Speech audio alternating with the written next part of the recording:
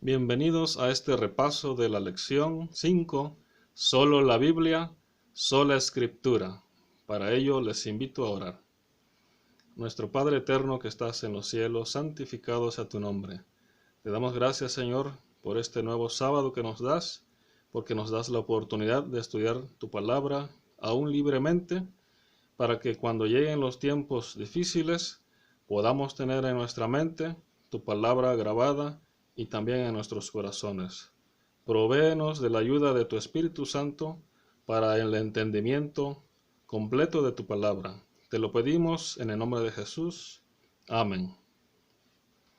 Les invito a que leamos el versículo de esta semana que se encuentra en Hebreos 4:12 y dice de la siguiente manera: Porque la palabra de Dios es viva y eficaz y más cortante que toda espada de dos filos, y penetra hasta partir el alma y el espíritu, las coyunturas y los tuétanos, y discierne los pensamientos y las intenciones del corazón. Iniciemos con nuestro estudio. Bienvenidos, hermanos, a el estudio de la lección, la quinta lección del segundo trimestre del año 2020, solo la Biblia, solo la Escritura. Este no es un resumen, es un repaso de la lección para que tanto nuestros hermanos como también nuestras visitas que ya estudian esta lección logren llegar a una mayor comprensión del estudio de nuestra lección. Solo la Biblia, solo la Escritura. Veamos qué significa estas palabras. El postulado protestante de sola Escritura elevó a la Biblia como la única fuente de la verdad, como el único criterio para nuestra teología. Fue la Biblia lo que le dio fuerza precisamente a ese movimiento de la Reforma que se efectuó hace 500 años. La Reforma protestante, en ella se enfatizó la importancia de una interpretación gramatical histórica de la palabra de Dios, indispensable para que podamos tener una interpretación adecuada y correcta de la palabra de Dios. Y en este día, en esta semana, hemos estudiado qué significa el principio de sola Escritura. Sola Escritura son palabras en latín que significa solo la Escritura, y se refiere precisamente a que únicamente debemos tener como fuente de autoridad en cuanto a doctrina se refiere a la Biblia. Iremos avanzando cómo la Biblia es nuestra norma imperante. Los adventistas del séptimo día creemos y somos considerados como el pueblo de la Biblia por creer en ella. Creemos que ella es la máxima autoridad para nuestra vida y para nuestra doctrina. Sola Escritura, esa frase en latín, significa que tenemos la intención de salvaguardar la autoridad de las Escrituras en cuanto a un mejor logro de la interpretación. No permitir que entes ajenas a la Biblia impliquen en la interpretación de ella, como por ejemplo en el caso de la religión católica romana, la tradición es una fuente de inspiración, dicen ellos, para interpretar la Biblia también. Ahora bien, vamos a ver el texto de Primera de Corintios 4:6 y dice de lo siguiente: porque en la Biblia hay cosas que para el ser humano son ocultas. Dice lo siguiente: pero esto, hermanos, lo he presentado como ejemplo en mí y en Apolos, por amor de vosotros, para que en nosotros aprendáis a no pensar más de lo que está escrito, no sea que por causa de uno os envanezcáis unos contra otros. ¿Qué está queriendo decir Pablo acá? Dice, él está diciendo que no debemos pensar más de lo que está escrito en la Biblia, puesto que hay cosas ocultas a nosotros, puesto que la Biblia es palabra de Dios.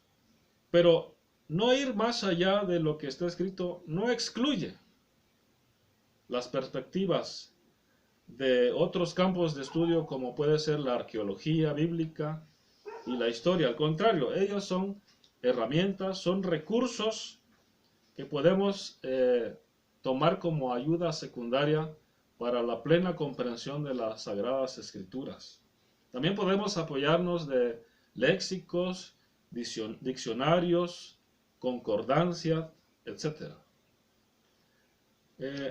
Entonces, ¿qué significa lo que dijo Pablo?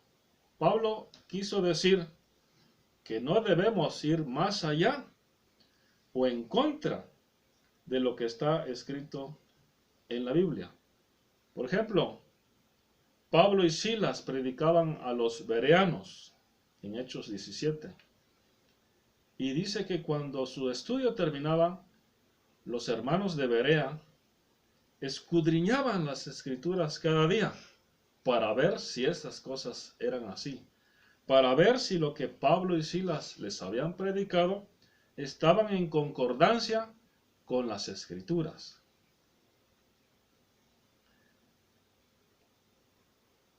Ahora, ¿cómo logramos nosotros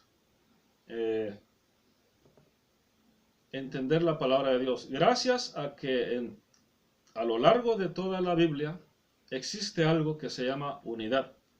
La unidad de las escrituras. La Biblia afirma que toda escritura es inspirada por Dios y que ninguna profecía de la escritura es de interpretación privada. Ok, notemos esto. Toda la escritura fue inspirada por Dios en sus profetas, en los autores. Y al momento de interpretar, también Dios inspira la interpretación de su palabra. Puesto que Dios es el autor supremo de la Biblia, encontramos en ella una maravillosa unidad y armonía entre todas las partes de la Biblia. Es un todo inseparable y coherente. No hay discordia, por ejemplo, entre el Antiguo Testamento y el Nuevo Testamento, porque ambas partes se iluminan mutuamente. Permítanme leer lo que menciona aquí el autor de la lección. Muy interesante, dice: el Nuevo Testamento no contiene un nuevo evangelio ni una nueva religión. El Antiguo Testamento se desdobla en el Nuevo Testamento y el Nuevo Testamento se basa en el Antiguo Testamento. El Nuevo Testamento tiene su origen y su máxima comprensión solo si comprendemos el Antiguo Testamento. Por ejemplo, el libro del Apocalipsis, todo el lenguaje que encontramos en el libro de Apocalipsis proviene del Antiguo Testamento, principalmente de los libros de Levítico, Números y Deuteronomio. ¿verdad? Así es que he ahí la unidad que existe en todas las escrituras de la Biblia.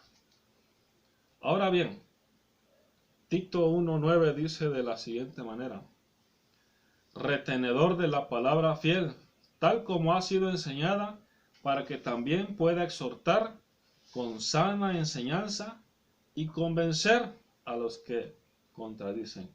¿Cuál es la importancia de la unidad de la Biblia? Radica en que si la Biblia no tuviera esa unidad en todas sus partes, no sería convincente, perdería ese poder. Pero gracias a que encontramos unidad en todas las partes de la Biblia, podemos convencer a las personas del plan de salvación que en ella se encuentra. Gracias a que la Biblia posee esa unidad, podemos encontrar que ella también tiene claridad. ¿Qué significa eso? Que la Biblia es suficientemente clara en todo lo que se enseña en ella. Por cierto, tanto niños como adultos podemos profundizar en el conocimiento y comprensión de ella. Pero ¿cómo lograremos hacerlo? Debemos estudiar la Biblia por nosotros mismos y con el auxilio del Espíritu Santo.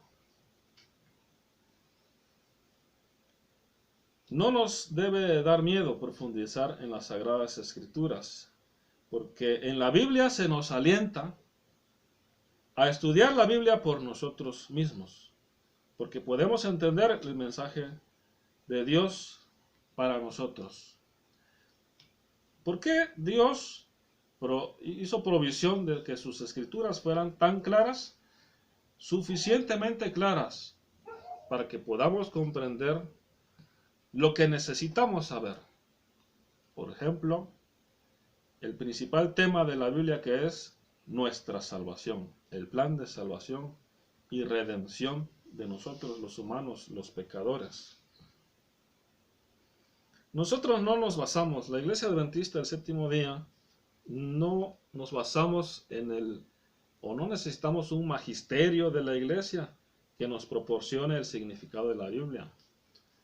O como la Iglesia Católica Romana, que basa en cierta manera su interpretación en la tradición. O como los judíos, que también basan su interpretación en la Mishnah, el Talmud y también en la tradición. Ellos son un pueblo con muchas tradiciones en las cuales están basadas también muchas interpretaciones de la Biblia. Ahora bien, gracias a la claridad con que está escrita la Biblia, podemos encontrar lo siguiente: que la Biblia se interpreta a sí misma. ¿Qué significa eso?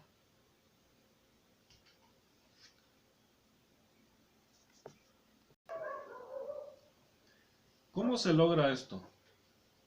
Hay una unidad de fondo en las Escrituras que permite que la Biblia funcione como su propio intérprete.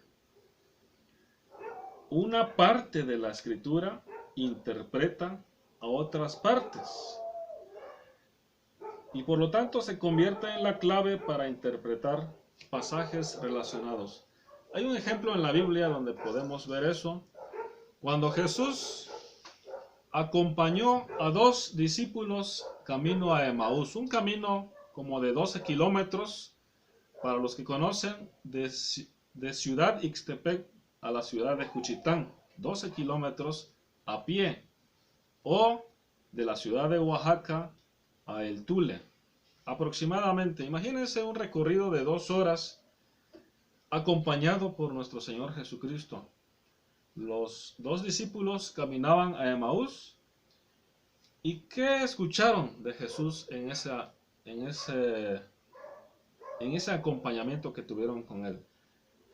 Lucas 24:44 dice: estas son las palabras que os hablé, estando aún con vosotros, que era necesario que se cumpliesen todas estas cosas que están escritas de mí en la ley de Moisés, en los profetas y en los salmos.